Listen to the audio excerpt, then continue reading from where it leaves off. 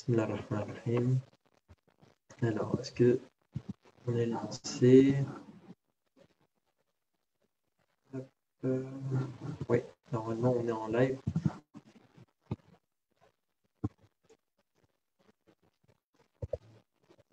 Bismillah. Assalamu alaikum wa rahmatullahi wa barakatuh. Assalamu alaikum, Cheikh Shakil, tu m'entends? Alhamdulillah, très bien, barakallahu fik. Alhamdulillah, alhamdulillah. Donc, assalamu alaikum wa rahmatullahi wa barakatuh. On a eu un tout petit souci technique, donc on a un petit peu de retard pour commencer un petit peu le live, mais alhamdulillah, nous sommes en mesure de le commencer là tout de suite, Inch'Allah, avec la présence du Cheikh Shakil. Et on a Dr Ammar Moula qui arrive, qui va nous rejoindre, Inch'Allah. Et d'ici quelques minutes, il finissait les tarawih apparemment à Médine, subhanallah. Donc, voilà. Alors, je vais profiter de rappeler un petit peu donc le but de la conférence aujourd'hui, Inch'Allah. Donc aujourd'hui, on accueille le Dr Ammar Moula de Médine, donc docteur en sciences du hadith, conférencier, formateur et auteur de plusieurs livres sur la vie du prophète sallallahu alayhi wa sallam, ainsi que Cheikh Shakil Saddiq, donc le président de l'Institut Sira, qui est également conférencier, formateur, expert et enseignant à la Sira à plusieurs endroits et dans d'autres instituts. Avant d'introduire peut-être Inch'Allah, le sujet, je vais faire un petit rappel sur l'Institut Sira. Donc, qui sommes-nous pour les nouvelles personnes qui nous rejoignent, pour les nouvelles personnes sur la page Facebook. Donc, qui nous sommes, l'Institut Sira?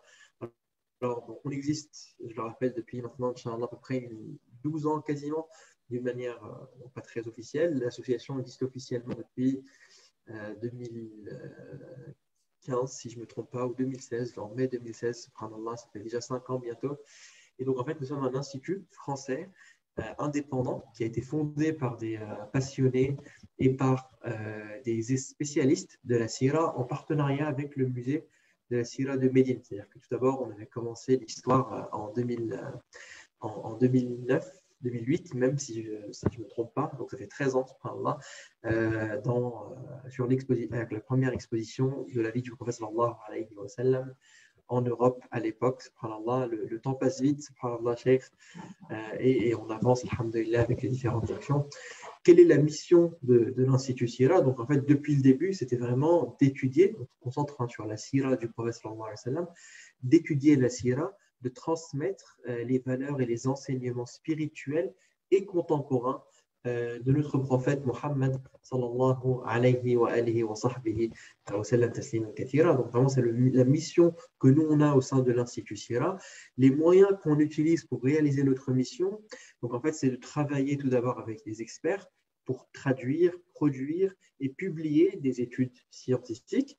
Donc ces études que vous pouvez retrouver dans nos magazines. On va avoir aussi également des livres, Inch'Allah, qui vont arriver, d'autres types d'œuvres et d'ouvrages qu'on va pouvoir publier également. Deuxièmement, ceux qui connaissent aussi et nous suivent, donc on utilise d'autres moyens qui sont innovants, ludiques et pédagogiques, en fait, adaptés donc aux différents âges et niveaux selon le niveau d'apprentissage de la Sira. Donc on a l'application Sira VR qu'on a lancée l'année dernière et sur laquelle on travaille encore, même s'il n'y a pas de mise à jour officielle, mais on travaille, Inch'Allah, on sera amené à vous en parler durant une prochaine intervention pour vous tenir un petit peu au courant. Donc, je laisse la surprise pour l'intervention, Inch'Allah.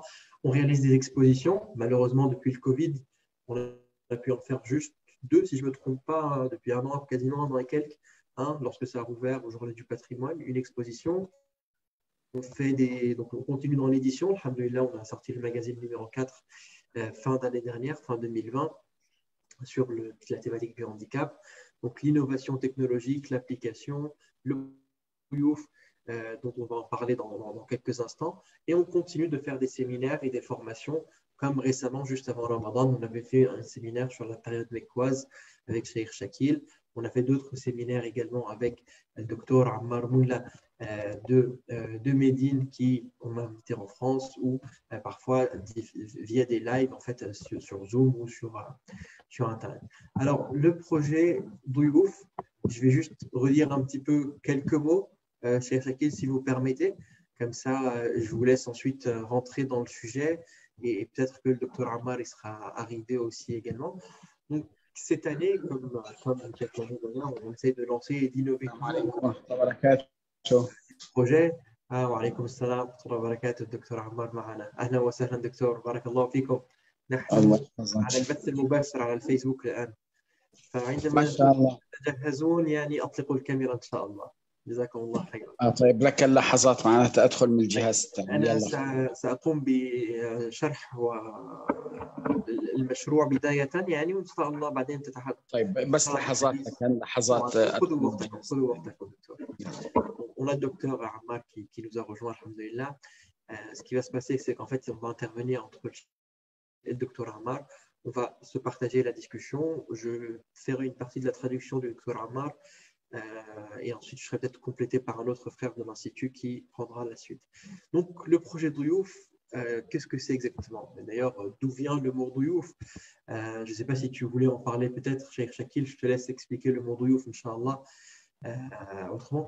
Mais l'idée, c'est de proposer une visite virtuelle explicative d'une centaine de lieux, donc on part sur le nombre 100, des lieux et des monuments de la ville de Médine qui sont liés à la sira du prophète sallallahu alayhi wa sallam. On a vu dans une vidéo il y a quelques jours la mosquée le pilier de Aïcha radiyallahu anha. On a mentionné la mosquée de Abu Bakr dans la même vidéo. Et en fait, c'est des monuments qui sont rattachés à la vie du prophète sallallahu alayhi wa sallam, qui sont présents dans la sira, dans les hadiths, dans les textes, dans les événements du quotidien.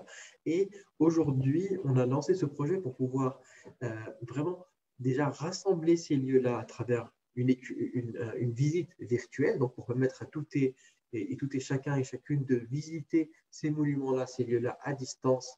Et en fait, d'ailleurs, et en plusieurs langues aussi, parce qu'on lance en français, mais on lance aussi en arabe, on le lance en anglais, on le lance en turc, on le lance en allemand. Il y a potentiellement d'autres langues européennes qui vont le rejoindre. On le lance aussi en ourdou. Et donc, on part déjà sur 6 à 7 langues. Et potentiellement, on a plus d'une dizaine de pays européens qui s'accordent avec nous aujourd'hui sur l'étude et la traduction de ces différents éléments scientifiques. Alors, pourquoi ce projet-là? À quoi ça sert? Tout d'abord, de connaître plus en détail la sira du prophète sallallahu alayhi wa sallam à travers un nouvel angle. Dans une époque moderne, déjà on est à distance et on nous permet de faire des études approfondies en fait, sur le sujet et en connaissant du coup, quand on étudie la sira, ça permet de connaître encore plus la vie du prophète sallallahu alayhi wa sallam et de s'attacher plus à lui. Et je laisserai le chouyour rentrer plus en détail dessus. Ensuite, préserver le patrimoine de Médine, c'est le sujet de la thématique aujourd'hui. Donc vraiment là, je ne vais pas en dire plus que ça. Pourquoi est-ce qu'il est important de préserver le patrimoine de la ville de Médine aujourd'hui? Et 3, pour les personnes qui se déplacent, qui vont à Médine, eh ben, ils auront un assistant grâce à notre site internet et peut-être une application à travers le site internet surtout, une espèce de carte de Médine avec un GPS qui leur permettra de voir où sont placés les différents monuments, d'aller les visiter et d'avoir des informations, des textes qui leur expliquera cela, d'abord en texte, plus tard en vidéo, Inch'Allah. Donc, je vous passe la parole, Inch'Allah, Cheikh Shakil. Moi, je vais enlever ma caméra pour laisser le micro. Je vous laisse introduire le sujet et je m'accorde, Inch'Allah, avec Dr Ammar pour qu'on ne se marche pas dessus, Inch'Allah. Barakallahu fikum. Et à bientôt, Inch'Allah, tout le monde. Je reste connecté avec vous. Je laisse juste la parole à Cheikh Shakil. Salam alaikum. Tfadal, Cheikh. Salam alaikum. J'espère que vous m'entendez. On t'entend bien, Tfadal. Donc, j'ai pas toute ma voix malheureusement aujourd'hui, mais vous m'entendez bien et c'est l'essentiel. Donc, le projet Douyouf, il a 3 objectifs. Le premier objectif, c'est la sauvegarde du patrimoine de la ville de Médine. Alors, j'ai un ami imam qui m'a dit, mais qu'est-ce que ça veut dire, protéger le patrimoine de Médine? Et là, je lui ai expliqué et j'ai développé, bien entendu, l'idée. C'est vrai, on s'interroge. C'est quoi ce patrimoine qu'on veut protéger à Médine? Il est évident et clair que la mosquée telle qu'elle est aujourd'hui, elle n'a absolument rien à voir avec la mosquée comme elle était à l'époque du prophète Mohammed sallallahu alayhi wa sallam, puisqu'il y a eu plus de 1400 ans d'histoire. Et cette mosquée, elle a été rénovée, elle a été agrandie sous les Omeyyades, sous les Abbassides, sous les Ottomans. Donc, il y a eu des transformations. Et par rapport à ces transformations-là, On a par exemple, comme vous le savez, les appartements des épouses du prophète sallallahu alayhi wa sallam qui ont dû disparaître suite à ces agrandissements. Et ça, d'ailleurs, c'était déjà sous la période des Omeyyades. Et donc, il y a beaucoup de choses qui sont vouées à disparaître pour des raisons qui peuvent être légitimes. Toutefois, nous, en tant qu'amoureux du messager de Dieu, sallallahu alayhi wa sallam, eh ben, on aimerait connaître ces éléments-là qui ont disparu. Dans quel lieu le prophète il a été, sallallahu alayhi wa sallam? Dans tel lieu, qu'est-ce qui s'est passé? Au niveau de tel puits, quel événement il y a eu? Dans telle vallée, quel événement il y a eu? C'est ça le patrimoine qu'on voudrait préserver aujourd'hui. Par exemple, si on prend la demeure de Abu Ayyub al-Ansari, hein, aujourd'hui, on sait où est-ce qu'il est. Pourquoi? Parce qu'il y a 40-50 ans en arrière, environ, alors qu'il n'y avait pas toute cette grande esplanade ou qu'elle était en construction, il y avait comme un mausolée, plutôt comme une koubba, je dirais. Donc comme un, comment dire, un dôme, un petit dôme, à l'endroit où il y avait la maison de Abu Ayyub. Avec l'esplanade, ça a disparu. Vous voyez? Et donc, alhamdulillah, nos ulama, nos savants qui sont là-bas, eh ben, ils connaissent ce lieu aujourd'hui, mais demain, ils ne seront plus là. Ils vont mourir. Et malheureusement, avec le temps, on va oublier. Avec les siècles, on ne saura plus peut-être où se trouvait la demeure de Abu Ayyub al-Ansari. Pareil, par rapport à Hamza, où est-ce qu'il est mort exactement, il y avait aussi comme un petit dôme. Il y avait quelque chose qui était présent et aussi qui a disparu. Et le lieu où Hamza, radiallahu ta'ala anhu, il est tombé martyr à Uhud, moi-même, je l'ai appris grâce au docteur Ammar Mounla, hafizahullah, qui est présent avec nous, qui, lui, habite là-bas, a fait des travaux de recherche sur le terrain et il fait ça depuis plus de 45 ans. Donc, il a vu ces lieux-là qui ont disparu aujourd'hui. Donc, nous, on veut protéger tout ça pour que les musulmans, en France, en Europe et dans le monde tout entier, sachent que dans tel lieu précisément, il y a eu tel événement et ça nous permet bien entendu d'avoir un meilleur regard sur la sira du prophète Mohammed sallallahu alayhi wa sallam qu'on connaît sur un plan théorique à travers nos lectures, à travers les cours qu'on prend. Mais la réalité réelle, concrète, eh ben, le projet Douyouf justement va permettre de connaître cette réalité. Et comme disait le frère Bachar juste avant, le projet Douyouf, c'est aussi une centaine de lieux à Médine, des coordonnées GPS. Le pèlerin, il peut aller sur place exactement, par exemple, où se trouvait la maison de Abu Ayyub, avoir une photo 360 degrés du lieu, avec une explication en français et dans plusieurs langues, puisque c'est un projet, Inch'Allah, international. Et avec le temps, on fera même des vidéos sur place ou ici en France, peu importe, mais explicatives, et ça sera gratuit, bien entendu. Peut-être que certains se disent, mais pourquoi? Est-ce que ça fait partie de la sunna? Est-ce que des savants ont fait ça? Oui, bien entendu. Omar ibn Abdelaziz, rahimahullah, qui fait partie de nos grands savants, parmi les plus grands savants chez les tabi'in, eh ben, il était déjà dans cette dynamique-là.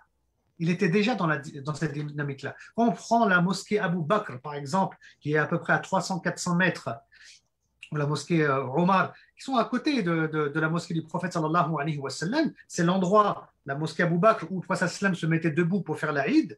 Eh bien, Omar ibn Abdelaziz, il avait déjà construit une petite mosquée là-bas pour justement identifier le lieu et pour que tous les musulmans sachent que c'est ici que Mohammed sallallahu alayhi wa sallam il faisait la salade de l'Aïd. Et plus tard, sous les Ottomans, les Turcs vont à leur tour reproduire une mosquée au même endroit, travail de rénovation, et c'est cette mosquée qui existe actuellement. Donc tout ça, il faut le protéger. On ne sait pas si ça va disparaître dans le temps, parce qu'il y a beaucoup de choses, malheureusement, qui ont disparu et qui resteront peut-être même un mystère. Donc on est dans la dynamique des compagnons, et on est dans la dynamique, nous, à l'Institut Sira, à travers ce projet, des tabi'in et de nos savants et de nos pieux prédécesseurs, salaf, comme on dit, tout simplement. Autre point aussi qui nous motive, c'est que tous les travaux sur lesquels on s'appuie, sont des travaux qui ont été faits par le docteur Ammar Mounla et une équipe dans la ville de Médine.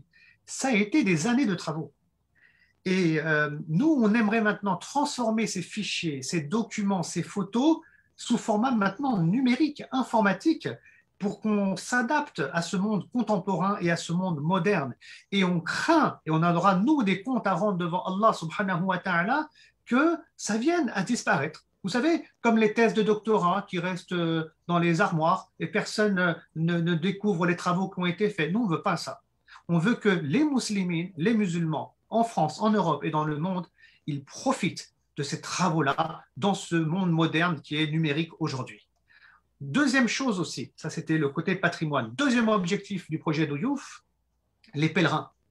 Comme vous le savez, souvent, régulièrement, je fais des umrahs et je me retrouve à expliquer quelques dizaines de lieux, et on va dans quelques musées, etc.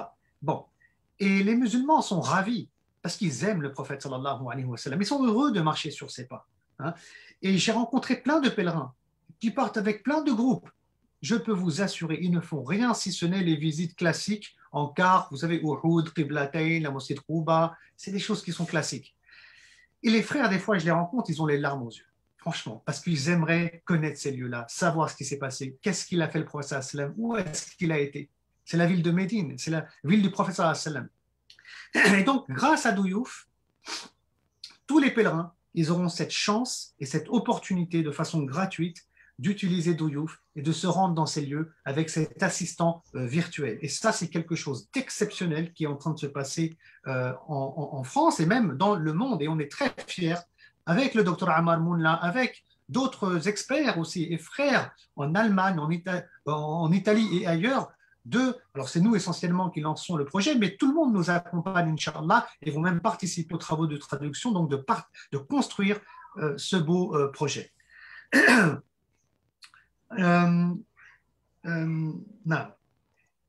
Et donc, ça sera très intéressant pour les pèlerins. Et pour ceux qui ne peuvent pas faire le pèlerinage, il y a aussi ceux qui ne peuvent pas faire la Umrah et le Hajj, eh ben, ça va les motiver. Ils vont voir ces lieux-là et ils vont vouloir aller faire la Umrah. Ils vont vouloir se rendre à Médine, la ville du prophète sallallahu alayhi wa sallam. Et ça, alhamdoulilah, on peut être la cause pour que, finalement, grâce à Douyouf, grâce à tous ceux qui nous auront aidés, parce qu'on a besoin de quelques dons aussi, j'en parlerai juste après, Inch'Allah, eh ben, on peut être la cause pour que des musulmans fassent des umrah, des hajj, viennent à développer leur amour pour le prophète sallam et leur savoir et qu'ils aient aussi des hasanat. Maintenant, pourquoi on a appelé le projet Douyouf? Parce que Douyouf, ça veut dire les invités. Et là-bas, quand les musulmans ils se rendent à la Mecque et à Médine, eh ben, ils sont les Douyouf ar-Rahman, c'est-à-dire les invités du tout miséricordieux. Et donc, on a repris cette tradition chez les musulmans et on a voulu appeler ce beau projet, donc le projet Douyouf. Et ensuite, bien entendu, pour terminer, et ensuite je laisserai place à un autre frère, Inch'Allah, ou bien au docteur Ammar. Excusez-moi, je suis un peu enroué, j'ai une voix enrouée aujourd'hui. On étudie beaucoup la vie du prophète sallallahu alayhi wa sallam à travers les ouvrages. Là, on peut l'étudier sous un autre angle, l'angle du réel, l'angle du 21e siècle, l'angle de l'Empire ottoman, l'angle de cette réalité qui est maintenant concrète grâce à Douyouf. Donc, c'est un autre axe d'étude de la sira du prophète sallallahu alayhi wa sallam, qui est d'ailleurs lié en même temps à des murs réels, à des puits qui ont existé, qu'on a localisés. Donc, il y a un côté aussi archéologique. Et donc là, il y a un côté universitaire. Et ça donne du sérieux aussi au projet et à cette science qui est la sira du prophète sallallahu alayhi wa sallam. Et en tant que musulman, on se doit d'être à la hauteur au niveau ilmi et au niveau scientifique. Parce que c'est ça l'islam. C'est être, Inch'Allah ta'ala, au niveau de l'excellence. Voilà donc, Inch'Allah, le projet Douyouf. On a commencé à faire des travaux de traduction depuis quelques mois. On a bien réfléchi et bien travaillé ce projet-là. Maintenant, il y a des coûts, bien entendu. On a fait tout plein de coûts par rapport au côté développement informatique, site. Il y aura aussi des photos 360 degrés, etc. Et c'est pour ça qu'en ce mois béni du mois du Ramadan, on lance un crowdfunding et on espère que les musulmans vont participer à ce projet dans la mesure du possible et on souhaite récolter 25 000 euros bi'iznillahi ta'ala. Donc si vous pouvez nous aider, qu'Allah subhanahu wa ta'ala vous le rende et qu'Allah subhanahu wa ta'ala il fasse descendre sa miséricorde sur vous et qu'Allah subhanahu wa ta'ala accepte vos invocations et on espère que vous pourrez Inch'Allah nous aider. Et on espère aussi que vous pourrez partager cette vidéo explicative autour de vous au maximum, Inch'Allah. Peut-être qu'on aura des frères, des sœurs qui auront cette opportunité, cette occasion de faire cette sadaqa qui est jariya, Inch'Allah, jusqu'à la fin des temps, et que même morts, ils auront des hasanat. Voilà ce que j'avais à dire, et je vais peut-être laisser la parole au frère Oussama s'il est présent. En fait, non, c'est encore moi, Bachar. Très Mais bien. on va surtout donner la parole à Dr Ammar. Voilà, donc je te laisse la parole et puis tu prends la relève. Inch'Allah, barakallahu fik. Barakallahu fik. السلام عليكم دكتور، هل تسمعونني؟ السلام ورحمة الله وبركاته. أسمعك بشكل جيد، لكن السلام أنتم عليكم. تسمعوني بشكل السلام عليكم جيد. دكتور عمار. السلام، أهلا دكتور، يا مرحبا يا مرحبا دكتور شكيل. نعم. جزاكم الله كل خير وبارك الله فيكم، الله يحفظكم. أسمعكم بك، سلام أسمعكم الله. جيدا جيدا جيدا. جميل. طيب يا دكتور، الصوت واضح، كل شيء واضح جدا الحمد لله. راح أسلمكم الحديث إن شاء الله، ويعني ربما كل 4-5 دقائق نتوقف وليترجم إن شاء الله للترجمة. نعم. طيب خير إن شاء الله. تفضل، بارك الله فيكم. طيب، بسم الله الرحمن الرحيم، الحمد لله رب العالمين، وأفضل الصلاة وأتم التسليم على المبعوث رحمة للعالمين سيدنا محمد وعلى آله وصحبه أجمعين. رب اشرح لي صدري ويسر لي أمري واحلل عقدة من لساني يفقه قولي. اللهم علمنا ما ينفعنا وانفعنا بما علمتنا وزدنا علما وعملا وفقها في الدين يا رب العالمين. أبدأ بمقدمة حول تأصيل العناية بالمعالم. لماذا نعتني بالمعالم؟ لماذا ندرس المعالم؟ هل لهذا أصل في ديننا أو في تراثنا من السلف الأول من القرون الأولى؟ هل اعتنوا بالمعالم وأبرزوها وقدموها للأمة؟ ثم أعدد ما هي فوائد المعالم. يعني في البداية أعتني بالتأصيل وأترك المجال للترجمة، ثم إن شاء الله بعد ذلك آتي على فوائد المعالم. نحن لو راجعنا إلى القرن الأول، إلى عهد التابعين، إلى عهد الصحابة والتابعين رضوان الله عليهم، سنجد أنفسنا أمام مشروع عظيم. هذا المشروع قام به عمر بن عبد العزيز بالتعاون مع الفقهاء السبعة الذين هم أبناء الصحابة وهم من التابعين رضوان الله عليهم، مثل عروة بن الزبير وأصحاب المشورة الفقهاء السبعة العلماء. أعظم مجلس شورى عرفته البشرية اتفقوا على تتبع معالم وآثار النبي صلى الله عليه وسلم وتوثيقها، واستخدموا وسيلة مكلفة جدا. يعني نحن الآن ربما لو كنا في عصرهم لكان كلفت الآن تلك الحملة التي قاموا بها مليارات. لماذا؟ لأنهم عند كل معلم من المعالم كانوا يبنون مسجدا حتى يحافظوا على هذا المكان. وتعرف هذه بالمساجد العمرية، وهي كثيرة جدا في مدينة رسول الله صلى الله عليه وسلم. واليوم أنا وضعت على صفحتي على الفيسبوك توثيقا لأحد هذه المعالم، وهو مسجد بني أنيف، وهو مسجد عمري يوثق مكان قبيلة بني أنيف ومكان صلاة النبي صلى الله عليه وسلم في بني أنيف. لو كانوا يملكون وسائل أخرى لفعلوا رضوان الله عليهم، لكن حسب وسائل عصرهم قاموا بتتبع هذه المعالم وبنوا مساجد في الأماكن التي صح أن النبي صلى الله عليه وسلم صلى فيها أو حدث فيها حادث أو نزلت فيها آيات أو حصلت معجزة أو إلى آخره.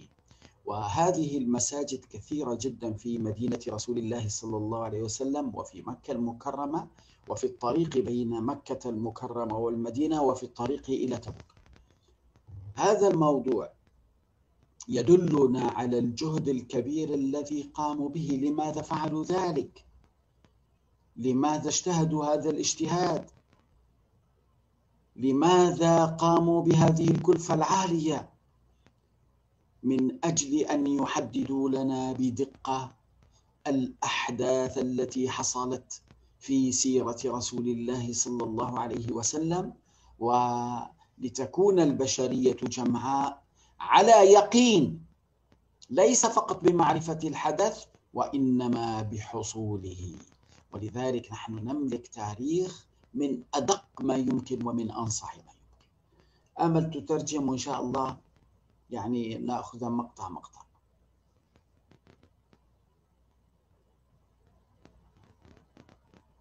طيب بارك الله fikum, naam.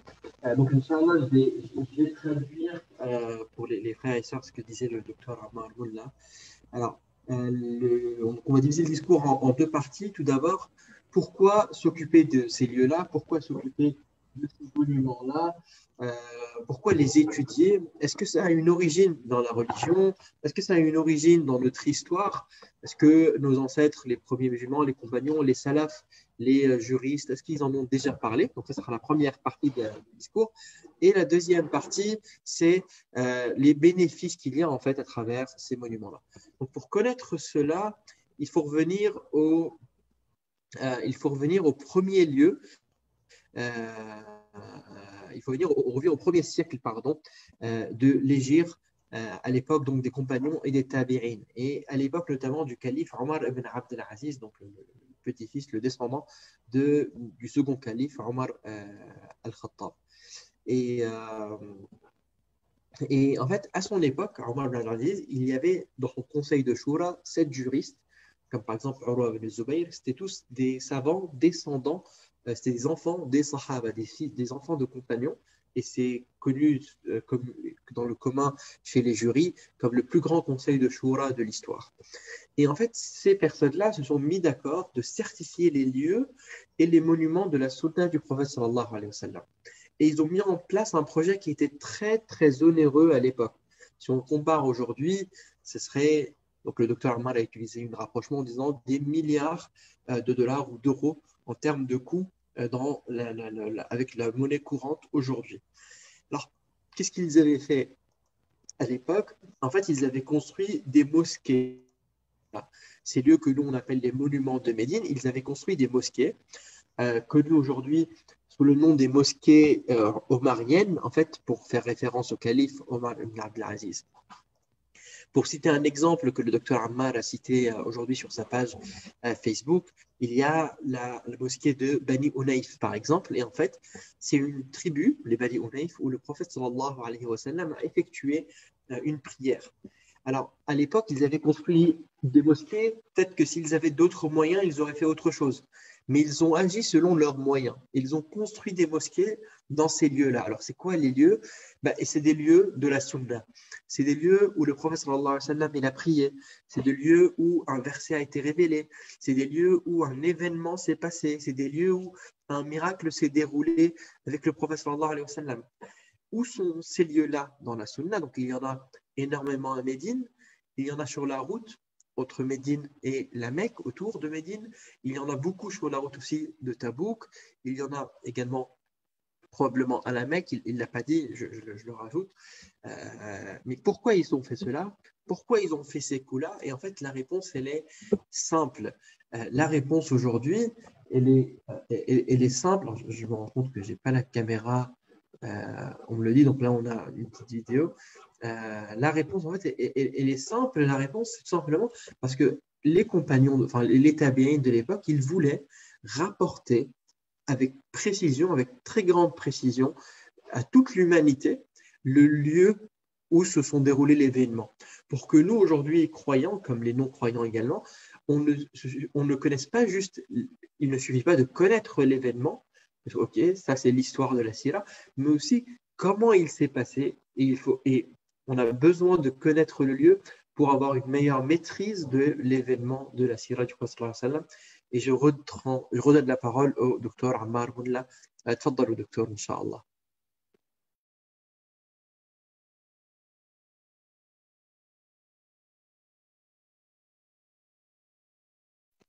دكتور لا نسمعكم.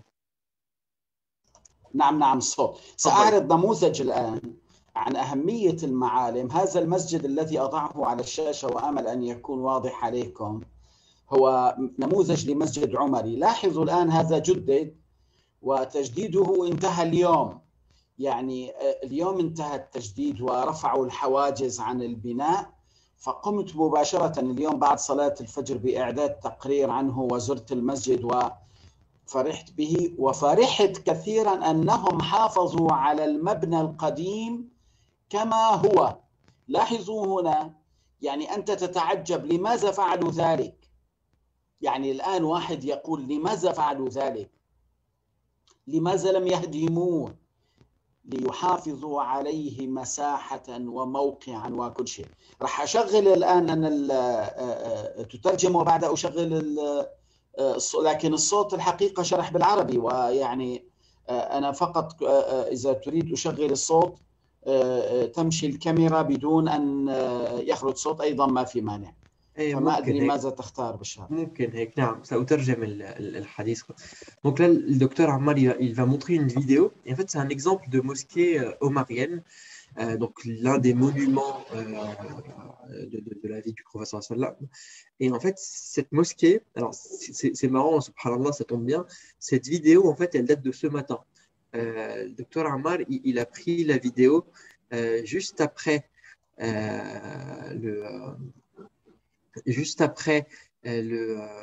la prière du Fajr, pour nous montrer en fait le bâtiment, et il voulait nous montrer comment ils ont préservé le même bâtiment historique qui date donc depuis à peu près 1400 ans aujourd'hui. Et donc on va voir un petit déroulé de la vidéo. تفضل دكتور إذا تحبوا تحطوا الكاميرا الفيديو. شغال الآن، شغال الفيديو. لا الصورة جامدة عندنا. ما شغال. طيب لحظات. الآن غريبة، ليش المفروض إنه لحظات نعم.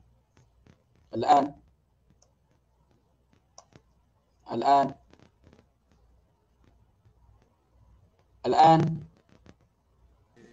يعني الآن نستهدف الثانية 9. يبدو لا يتحرك، غريب عندي. لا طب أعطوني الرابط، يبدو الإنترنت بطيء عندكم. طيب ممكن تفتح عندك على لحظات، أرسل لك الآن الرابط على اليوتيوب. Alors on va ouvrir le lien, Inch'Allah. Une petite seconde. ثواني أرسل لك الرابط على اليوتيوب. ثانية واحدة يكون عندك الرابط. خلاص وصلك. نعم وصلك الرابط. ها نعم وصلني. سأشارك صفحتي. ألغي الصوت. معلش توقفوا إلغاء المشاركة. تمام ثواني. سويت إلغاء أنا خلاص. هل ترون الصورة عندي؟ أي طبعا، بس كبر الشاشة. تمام.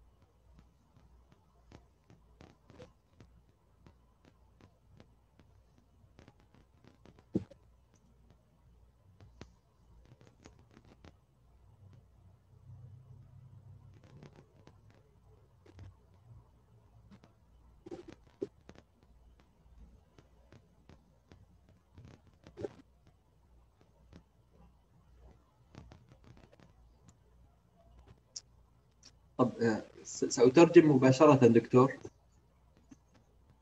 ايه خذ راحتك، انت خذ راحتك وبعد انا بتكلم.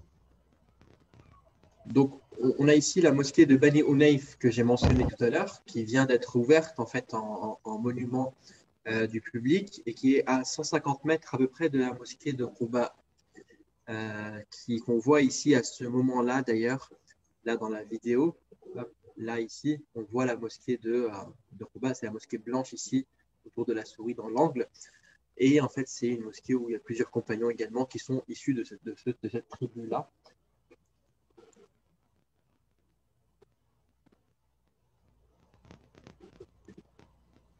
طيب انتهى الفيديو دكتور. إيه نعم، هو تقرير قصير كنموذج أعددته لهذا اللقاء. طيب تفضلوا نكمل إن شاء الله. On va reprendre. نعم. نعم، يعني طبعا الآن أنا القضية التي أود الإشارة إليها، لماذا نعتني بالمعالم؟ هل فقط لأن السلف الأول اعتنوا بالمعالم؟ نحن نعتني بالمعالم لنفهم سيرة رسولنا صلى الله عليه وسلم ابتداء. ليس الهدف من يأتي للمدينة، طبعا هذا هدف عزيز وهدف عظيم ولا شك أنه من الأهداف الكبرى، لكن هذا يبقى لنسبة معينة من الناس الذين يأتون. لكن أنا ماذا أفعل بمليار ونصف مليار في أنحاء العالم يريد أن يفهم مسيرة رسوله صلى الله عليه وسلم؟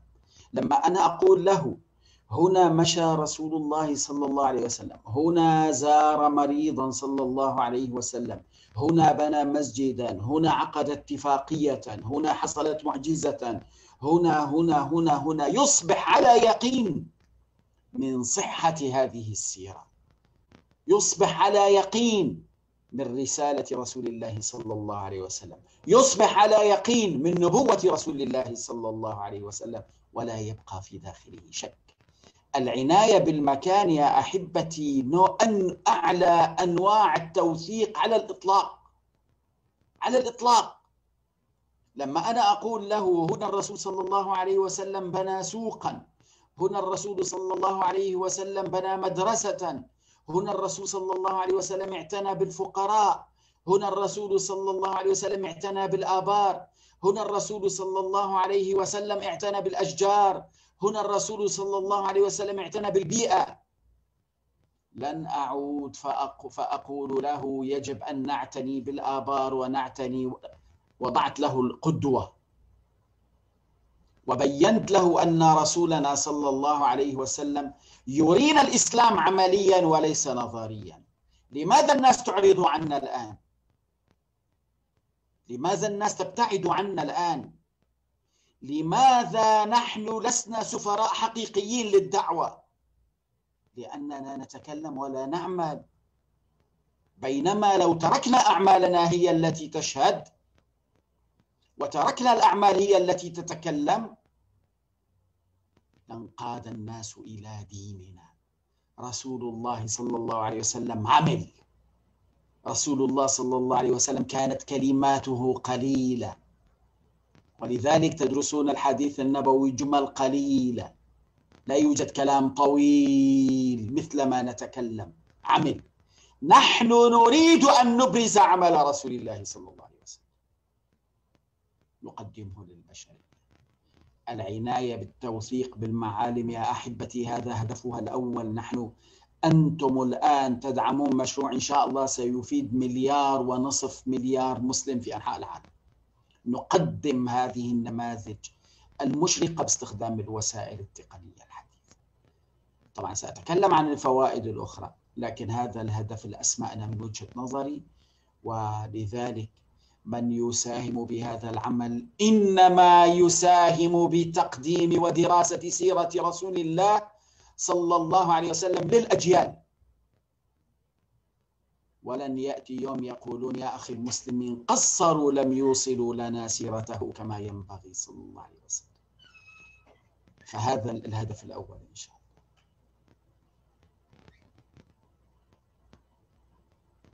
سأترجم الآن إن شاء الله. Donc je vais traduire la dernière intervention. Donc il reprend le point. Pourquoi est-ce qu'on doit prendre soin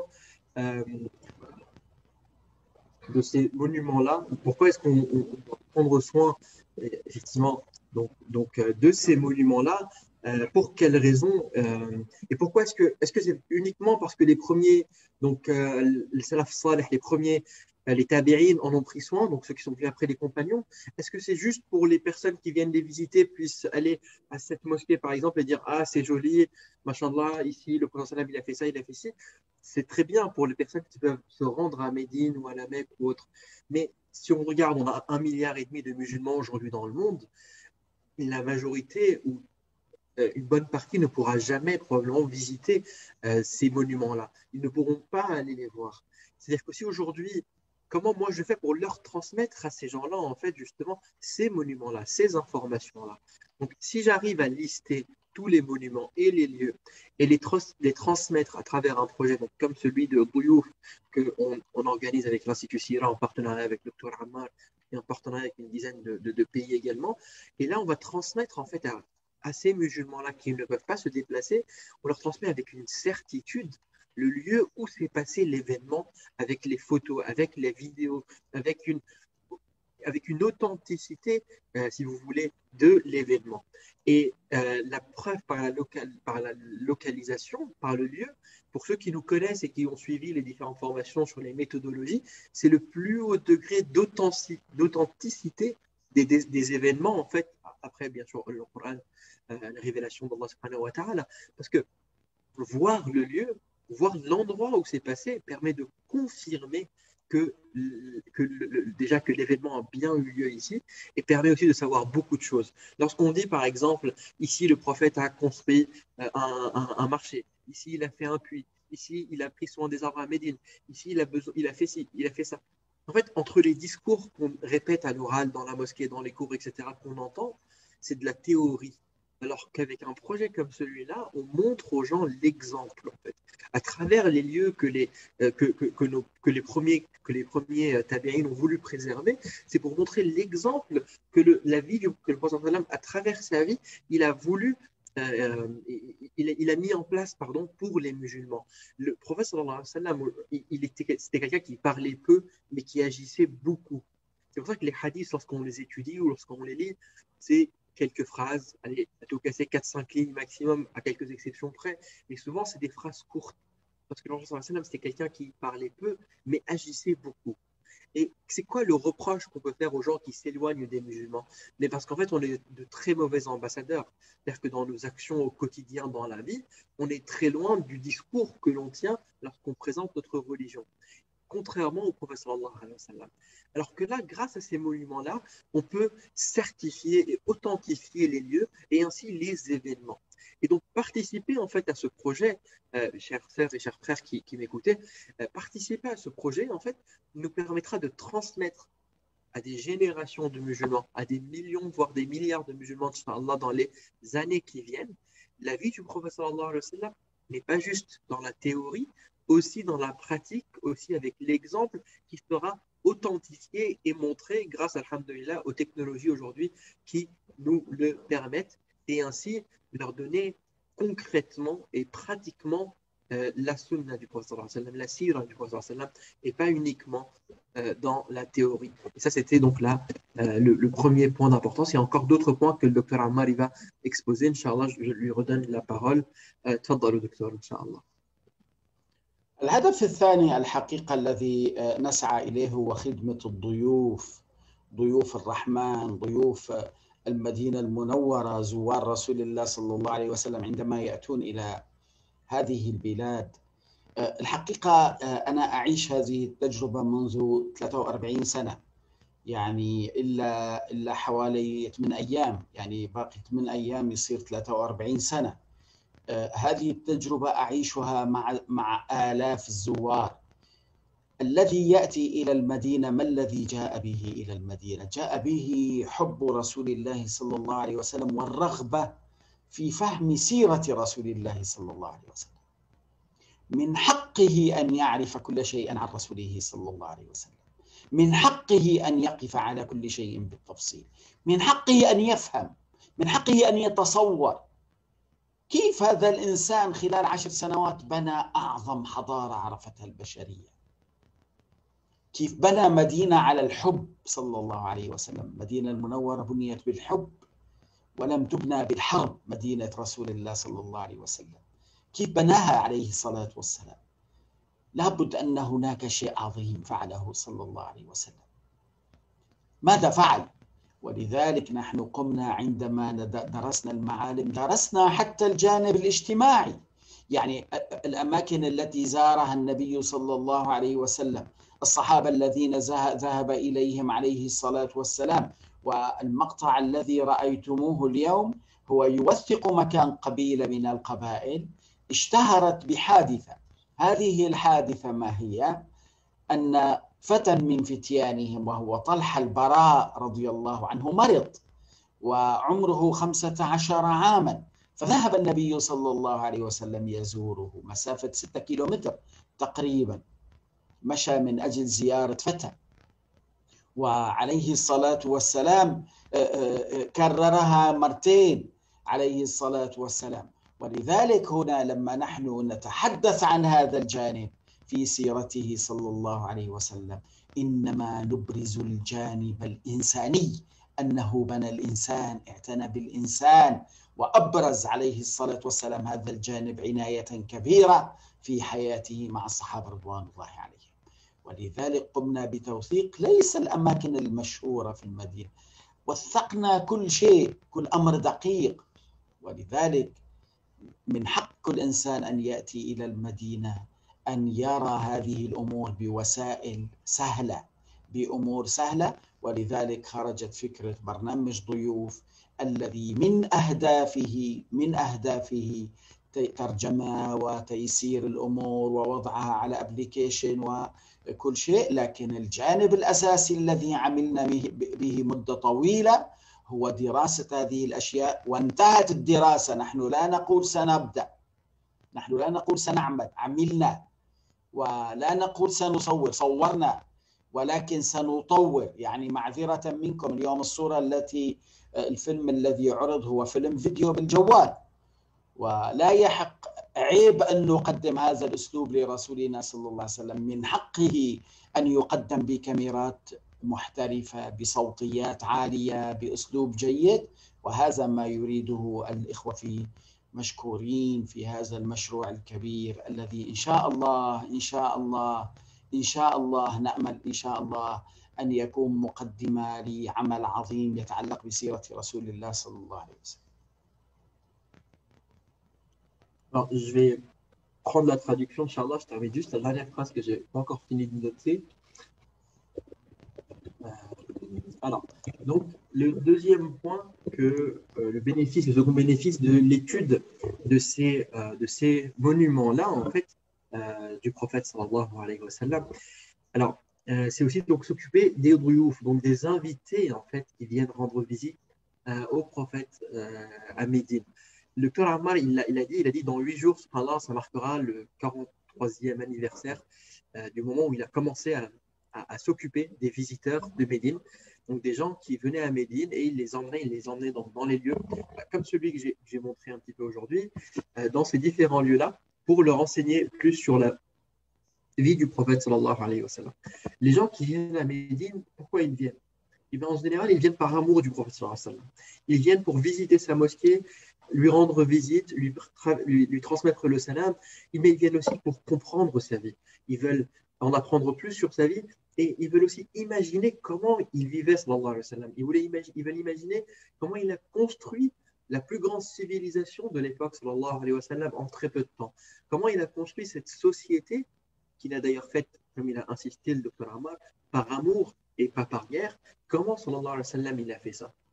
Et en fait, c'est là où c'est intéressant le projet Duyuf, parce que lorsqu'on a étudié, donc nous, le projet en fait Duyuf, lorsqu'on a étudié donc nous le projet Duyuf avec le docteur Ammar Mullah, en fait, le grand travail qu'ils ont fait à l'époque à Médine, l'idée c'était de ne pas se contenter des lieux juste pour authentifier les lieux, mais aussi regarder tous les faits sur la société autour. Donc, d'un côté humanitaire, lié à l'humain, plutôt pas humanitaire, lié à la sociologie, lié à la société autour, et pas uniquement l'histoire et l'événement. Si on prend la mosquée d'aujourd'hui, donc c'était la tribu des Bani Unayf, la petite vidéo qu'on vous a montrée un petit peu. Et en fait, il y a une histoire qui est liée à ça. Le prophète sallallahu alayhi wa sallam, il a prié là-bas, certes, mais il y a une histoire. Il y a un compagnon qui s'appelait Talha al-Bara, c'était un jeune adolescent qui avait 15 ans Talha, il avait 15 ans et le prophète sallallahu alayhi wa sallam, il allait lui rendre visite. Il est allé rendre visite à un malade, mais c'était un jeune de 15 ans, subhanallah. Il a traversé 6 kilomètres de sa mosquée, sallallahu alayhi wa sallam, jusqu'à les Bani Onaïf pour rendre visite. Et il a fait cela, pas une fois, mais 2 fois. Donc ici, lorsqu'on on veut authentifier les lieux, on veut aussi mettre en avant le caractère du prophète sallallahu alayhi wa sallam. On veut mettre en avant l'humanité du prophète sallallahu alayhi wa sallam. On veut mettre en avant le soin qu'il prenait des gens autour de lui, sallallahu alayhi wa sallam. Les lieux, il y a des lieux qui sont très connus. Et dans le projet de Riouf, on ne veut pas juste s'occuper des lieux très connus que tout le monde connaît. Non, on veut aussi aller montrer les monuments et les lieux dans lesquels se sont déroulés les événements de la vie de tous les jours du prophète sallallahu alayhi wa sallam, pour que les visiteurs sur place ou à distance puissent rentrer, imaginer vraiment le prophète sallallahu alayhi wa sallam dans la vie de tous les jours, dans les détails de sa vie. Et c'est comme ça que le projet il est né. Nous, aujourd'hui, on a déjà fait les études. Les études, elles sont déjà faites avec le centre de Médine. On n'est pas en train d'étudier les lieux. Les textes, ils sont déjà prêts. On est en train de les traduire en arabe. On est en train de produire le contenu et de les traduire dans d'autres langues. Mais par contre, pourquoi est-ce qu'on a besoin effectivement de dons? Pourquoi est-ce qu'on appelle aux dons? Parce qu'on a une plateforme professionnelle qu'on veut développer pour qu'elle soit accessible et que la vidéo que vous avez vue aujourd'hui, c'est une vidéo enregistrée par mobile sur son téléphone. Comme il dit, c'est honteux de notre part de montrer ça pour montrer ça au niveau du prophète sallallahu alayhi wa sallam. Il nous faut quelque chose de digne, il nous faut quelque chose de professionnel, quelque chose de haute gamme, de haute qualité pour vraiment transmettre la meilleure image possible des événements et des monuments autour de la vie du prophète sallallahu alayhi wa sallam. Et je redonne la parole au docteur Ammar. تفضل docteur. من أهداف هذا العمل الذي نقوم به الحقيقة تقديم السيرة النبوية بأعلى المواصفات الممكنة، يعني ليس فقط معلومات وإنما نوظف الصورة، نوظف المؤشرات الرقمية ونوظف الصورة عبر عدة فترات تاريخية. يعني نحن عندما نأتي فنقدم نموذج مثلا، وأنا أسمع كلمة أخي شكيب كان يتحدث عن دار أبو أيوب الأنصاري. نحن نقدم عندما ندرس نقدم لكم الموضوع، لا نتحدث عن دار أبي أيوب الأنصاري أو عن معلم من المعالم بطريقة بسيطة، وإنما نأخذ العمق التاريخي. لاحظوا هنا نضع دراسة طويلة، كل الروايات التي وردت تتعلق في دار أبو أيوب الأنصاري، ماذا حصل، ماذا يوجد في هذا الموضوع. نضع هنا مؤشر رقمي يدلك على المكان، ثم نضع صور توضح لك مكان هذا المعلم عبر التاريخ. يعني هنا وضعنا صورة تتعلق بدار أبو أيوب الأنصاري كم مستمدة من الروايات في عهد رسول الله صلى الله عليه وسلم، ثم وضعنا صورة أخرى توضح مكان دار أبو أيوب الأنصاري الآن موقعه الآن، ثم وضعنا لك عدة صور توضح لك أين كانت قبل 15 سنة أو قبل 20 سنة. وضعنا عدة صور، فوضعنا الآن مثلا لاحظ هنا صورة من جهة الشمال، صورة من جهة الجنوب، صور تاريخية نادرة توضح مكان هذه الدار بشكل جيد. لاحظ لمعلم واحد أعطينا إحاطة كاملة بحيث من جاء إلى المدينة يتشبع ويعرف، حتى من كان بعيدا عن المدينة وأراد أن يعرف تفاصيل هذا الموضوع يرى دراسة كاملة تعطيه يقينا بصحة هذه الأمور، توثق المعلومات بالصورة بالمعلومة، وتعطيه أيضا الرابط الGPS الذي يوصله إلى هذه المعلومة. وآمل من كان عنده QR باركود، البرنامج الآن QR باركود بإمكانه أن يجرب. هذا هو الQR باركود الآن هنا، ممكن أن تجرب الآن وأنت في بيتك لترى الموقع الذي يخص هذا المكان. فإذا نحن عندما نعتني بالمعالم لمن جاء إلى المدينة المنورة ليس فقط قضية دلالة، ليس فقط نأخذه إلى المكان، لا، نعطيه دراسة كاملة، نعطيه دراسة علمية، نعطيه دراسة بالصورة عبر التاريخ، يعني نقدم له كل ما يتعلق بهذا الملف، وأيضا ندله على مكان الصور، على مكان الموضع. هذه الصور التي نضعها نحرص أن تكون بأعلى المواصفات العالمية.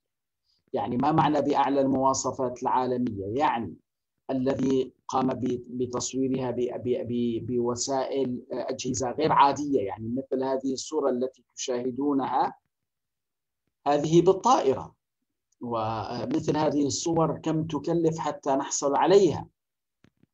وهناك صور تاريخية فقمنا باستخراجها ومعالجتها. يعني الآن هاتان الصورتان اللتان أعرضهما عليكم لم يكونا هكذا، تم استخراجهما ومعالجتهما وتنظيفهما وتقديمهما لنقدم، نحرص، نحاول، نجتهد أن نقدم أفضل ما يمكن لكي يليق بسيرة رسولنا صلى الله عليه وسلم.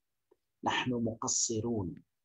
الأمم الأخرى لو رأيت كيف تقدم تاريخها وتاريخ عظمائها تقدمه بوسائل عجيبة جدا، ولذلك يجب أن نحرص على أن لا نخرج شيء يتعلق بسيرة رسول الله صلى الله عليه وسلم إلا بأعلى المواصفات، إلا بأدق المعلومات، إلا بأرقى الصور، إلا بأعلى المعالجات التي يجب أن نقدمها وتليق بسيرة رسولنا صلى الله عليه وسلم.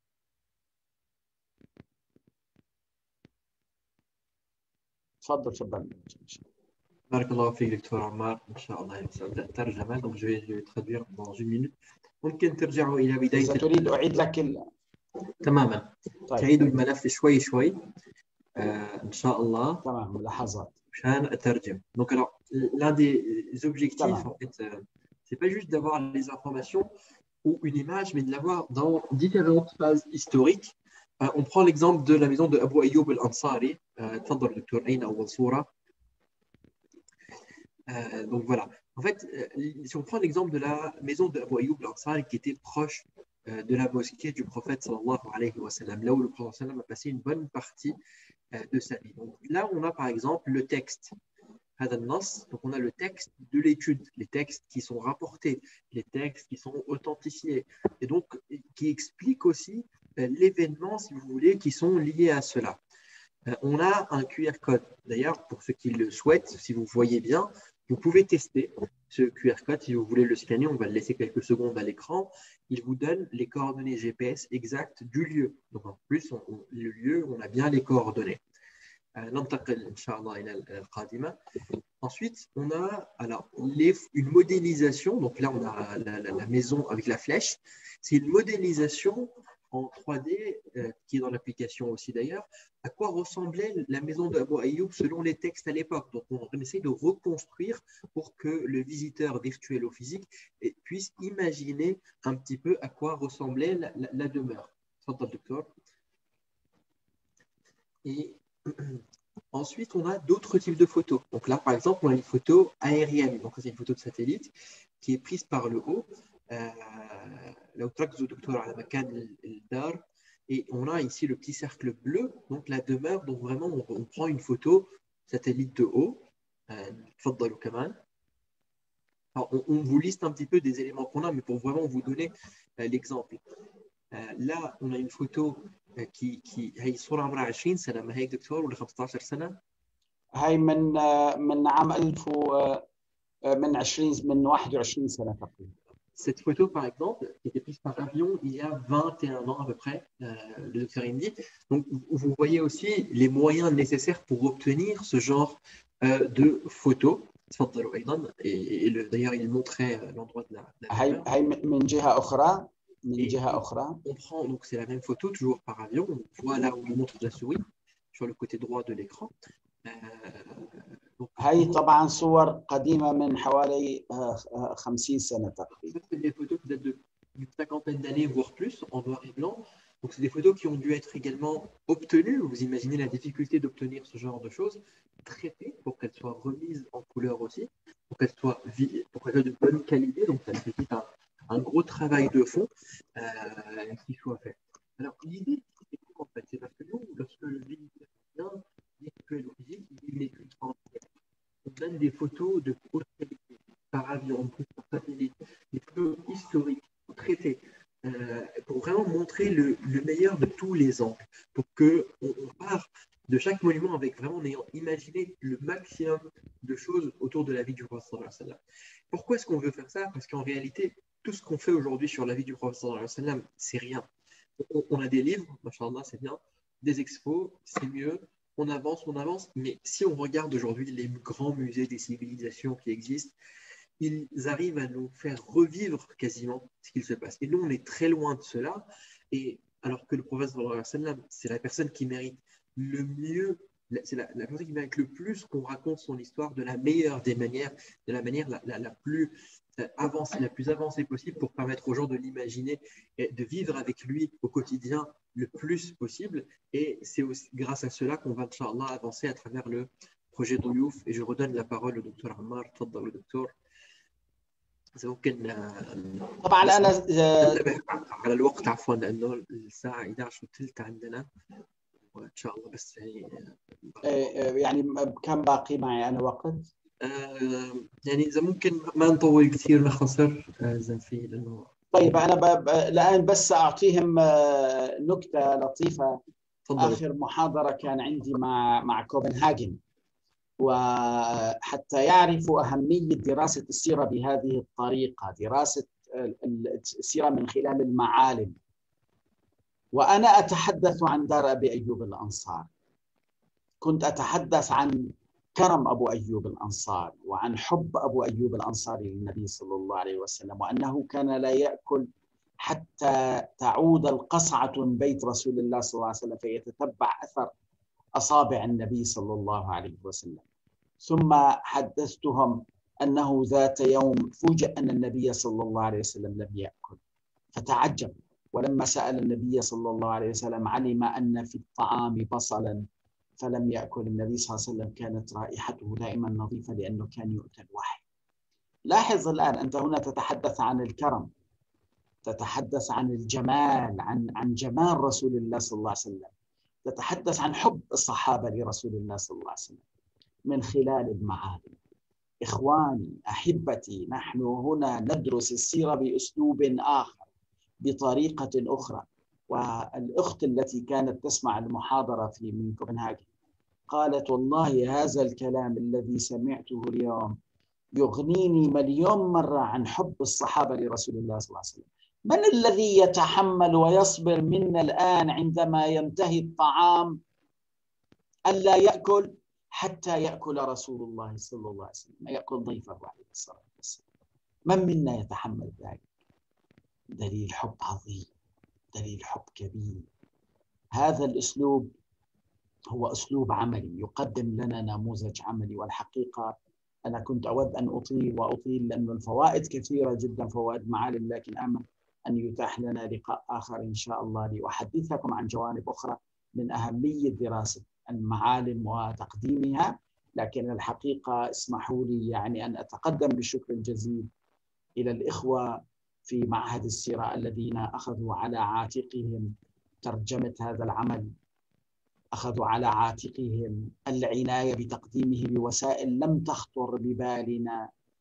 تطوير هذا العمل، نحن وسائلنا ربما كانت وسائل بسيطة، سيطورون هذا العمل، سيقدمونه بطريقة 360 درجة، سيحرصون على تصوير الأمور بطريقة أفضل، سنقدم صوتيات بشكل أفضل إن شاء الله لتصلكم وأنتم في بيوتكم، لتعيشوا مع رسول الله صلى الله عليه وسلم، ولتساعدوا أبناءكم على فهم سيرة رسول الله صلى الله عليه وسلم بأرقى الوسائل وأدقها. بارك الله فيك دكتور. وإن شاء الله يعني لم ينتهي، هذه سلسلة بداية إن شاء الله لمحاضرات أخرى. ما في حرج، ما في حرج إن شاء الله. الله Donc, je reprends. Donc on est quasiment un petit peu. On va essayer. En fait, le temps passe. Pardon, on ne fait pas attention. Et donc, il a raconté une anecdote, le docteur Ammar, dans une conférence qu'il a donnée récemment à Copenhague, au Danemark, enfin, via Zoom, bien sûr. Il parlait de la générosité de Abu Ayyub al-Ansari, dont on voit la demeure encore à l'image, à droite de la mosquée, dans cet angle-là de l'image, de la photo. Et en fait, il racontait que dans les textes sont rapportés que Abu Ayyub al-Ansari, pendant plusieurs mois où le prophète sallallahu alayhi wa sallam a vécu avec lui, donc le prophète sallallahu alayhi wa sallam vivait dans la demeure d'Abu Ayyub à l'étage d'au-dessus, pour ce qu'il a vécu plusieurs mois ainsi. Et en fait, Abu Ayyub, à chaque fois qu'il avait de la nourriture, il refusait de manger avant d'envoyer l'assiette d'abord chez le prophète sallallahu alayhi wa sallam pour que le prophète mange et qu'ensuite l'assiette revienne de chez le prophète et il allait vérifier et chercher les traces de doigts du prophète sallallahu alayhi wa sallam dans l'assiette pour s'assurer qu'il ait mangé. Et un jour, le plat reviendra quasiment intact et en fait, le prophète n'a pas mangé. Et il va lui demander pourquoi est-ce que tu n'as pas mangé, oh ya Rasulallah sallallahu alayhi wa sallam. Et le prophète, il lui dit qu'il y avait des oignons dans le plat et qu'il ne voulait pas manger les oignons pour l'odeur, car il ne voulait pas avoir l'odeur de l'oignon donc, dans son haleine, sallallahu alayhi wa sallam, parce qu'il ne voulait pas toucher à la révélation qu'il recevait et réciter. Il voulait uniquement avoir une belle odeur d'oignon. Et en fait, à travers cette histoire ici, on voit donc la générosité de Abu Ayyub al-Ansari, mais on voit vraiment une concrétisation de l'amour profond que les compagnons ils avaient au prophète sallallahu alayhi wa sallam. Et on voit aussi le caractère du prophète sallallahu alayhi wa sallam avec la révélation. Et donc l'une des sœurs qui organisait la conférence à Copenhague lui avait dit, donc l'anecdote, elle lui a dit que les mots, je reprends donc je m'adresse en son nom, elle disait les mots entendus aujourd'hui m'ont suffi pour couvrir tout l'amour des compagnons envers le prophète sallallahu alayhi wa sallam. Donc cette petite histoire, elle couvre tous les textes qui racontent l'amour du prophète sallallahu alayhi wa sallam. Parce que si on prend au cas quotidien, nous par exemple, on vit avec quelqu'un d'autre, qui parmi nous peut attendre au quotidien tout le temps de ne pas manger avant de s'assurer que l'autre ait mis ses mains dans l'assiette et qu'il ait mangé et qu'il aille voir d'ailleurs l'autre, voir pourquoi est-ce qu'il n'a pas mangé avant que lui-même commence à manger. Et ça, c'est une grande preuve d'amour que quelqu'un comme Abu Ayyub, qui finalement venait de Médine, qui ne connaissait pas le prophète sallallahu alayhi wa sallam depuis de longues années, qui l'a accueilli chez lui, donc c'est un compagnon, et qui va vivre avec lui à Médine, et pourtant il va lui porter des preuves d'amour énormes. Donc effectivement aujourd'hui on va Inch'Allah pas tarder, on va s'arrêter là, bientôt résumé. Je ne sais pas si le docteur Shakil est encore avec nous. Shakil. En tout cas, le docteur Ammar insiste pour nous remercier l'Institut Sira parce qu'on a voulu porter le projet, c'est vrai. Le projet Douyouf, c'est un projet donc, sur lequel à la base existaient des formations, des textes, un petit peu de visites, mais il n'y avait pas de projet tel qu'il existait et c'est une idée qui est née au sein de l'Institut Sira il y a un petit peu de temps, donc quelques mois, un petit peu aussi poussé par l'équipe de Médine un petit peu, et vraiment, alors il faut savoir que nous, voilà, quand on essaie de faire un projet, on veut le porter jusqu'au bout. Donc si le frère, mon frère Oussama, il n'a pas pu se rendre disponible, on aura d'autres occasions de faire encore des interventions similaires pour aussi couvrir les aspects techniques, mais vraiment, on veut on veut des caméras 360, on veut des images qui couvrent le maximum, on veut vraiment du réel, de très haute qualité, on veut beaucoup d'investissement. Et Inch'Allah, on aura d'autres conférences, là d'autres lives qu'on va organiser et on communiquera dessus, Inch'Allah, à travers nos réseaux sociaux pour rentrer plus dans le détail sur le projet d'un point de vue technique et pour continuer, parce que là, les ma'alim, on l'a fait rapidement, mais avec le docteur Ammar, on va aller, Inch'Allah, plus loin pour couvrir les ma'alim. Et je redonne la parole, docteur. Docteur Shakil juste une chose, et Inch'Allah, docteur Ammar, il terminera, il fera un dua. J'ajoute aussi que ceux et celles qui veulent... الدعاء منكم سيدنا الله يكرمك. بس دقيقة يعني أريد أزيد شيء يعني نقطة فيما يتعلق بالدورة في جنفيلييه يعني حتى واحد يريد أن يتواصل. Donc, s'il y a des frères et sœurs qui veulent continuer à connaître un peu ces lieux, sachez que l'Institut Sira, avec la mosquée de Gennevilliers, on est partenaire avec eux, ils ont une très belle idée, c'est de présenter plusieurs de ces lieux à travers donc 2 rendez-vous pendant le mois du Ramadan. C'est le mercredi à 19h, et dimanche à 14h30 pendant le mois du Ramadan avec le docteur Ammar, et c'est traduit en français. Il y a 2 jours sur Facebook, on a posté une affiche, vous trouverez toutes les informations. Donc on va laisser le docteur Ammar, Inch'Allah, يختم بالدعاء. الله يرضى عليكم دكتور، تفضل. والله لو كان دعاء أنت باللغة الفرنسية مشان الإخوة يؤمنون يعني نحن أنا بس يعني قليلا من بركة المدينة، نعم قليلا من بركة المدينة، وإن شاء الله بعدين يختم الدكتور بالفرنسية. طيب بسم الله الرحمن الرحيم، الحمد لله رب العالمين، وأفضل الصلاة وأتم التسليم على المبعوث رحمة للعالمين سيدنا محمد وعلى آله وصحبه أجمعين. اللهم اجعلنا مفاتيح للخير مغاليق للشر، اللهم اجعلنا ممن يرفعون راية رسول الله صلى الله عليه وسلم ويعلون من ذكره صلى الله عليه وسلم برحمتك يا أرحم الراحمين. اللهم اجعلنا هداة مهديين غير ضالين ولا مضلين برحمتك يا أرحم الراحمين. اللهم أعنا على نشر العلم، اللهم إنا نسألك علما نافعا، اللهم إنا نسألك علما نافعا، اللهم إنا نسألك علما نافعا وقلبا خاشعا ولسانا ذاكرا. اللهم أعتق رقابنا من النار، اللهم أعتق رقابنا من النار، اللهم أعتق رقابنا من النار. اللهم إن لك في كل ليلة من ليالي رمضان عتقاء من النار، فأعتق رقابنا من النار برحمتك وفضلك وكرمك يا أرحم الراحمين.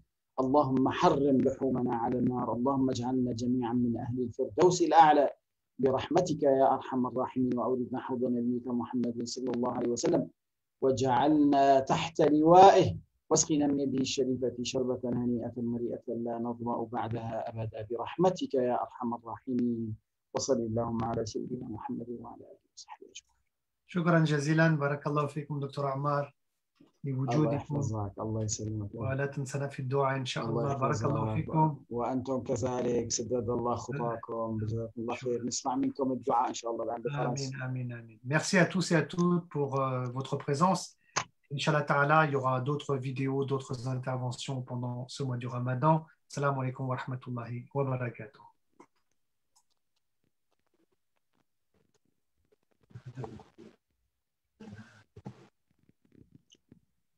السلام عليكم ورحمة الله. السلام عليكم دكتور. السلام عليكم à tout le monde. إن شاء الله نراكم قريبا إن شاء الله.